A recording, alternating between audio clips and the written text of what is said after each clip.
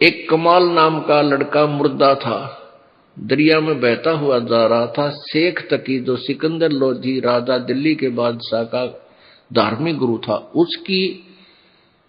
उसकी फड़क निकालने के लिए, उसका भ्रम निवारण करने के लिए परमेश्वर ने एक मुर्दा, जो कि परिवार के लोगों ने उसको मरने के उपरांत जल प्रवाह कर दिया था, और वो वहां से कम 150 किलोमीटर चल के दरिया में बहता हुआ आ चुका था।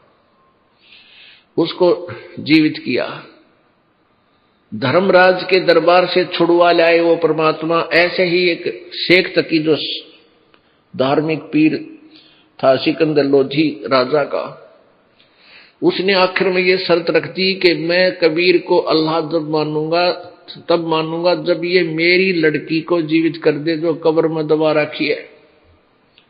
मृत्यु हो चुकी थी 12-13 वर्ष की कन्या की, और वो एक कब्र में दबा रखी थी। महीना सारा हो गया था, महीना 20 दिन हो गए थे।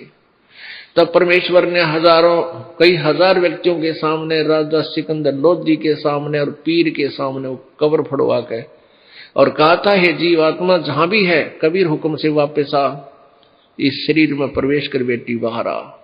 तुरंत ही वो लड़की जीवित होकर के परमात्मा के चरणों में दंडवत प्रणाम किया। बोलो सतगुरुदेव। तो ये तो परमात्मा की लीला प्रत्यक्ष हमने सुनी और देखी है। तो ये तो परमात्मा की लीला प्रत्यक्ष हमने सुनी और देखी है। तो ये तो परमात्मा की लीला प्रत्यक्ष हमने सुनी और देखी है। अब वेद गवाही दे रहे हैं इसकी।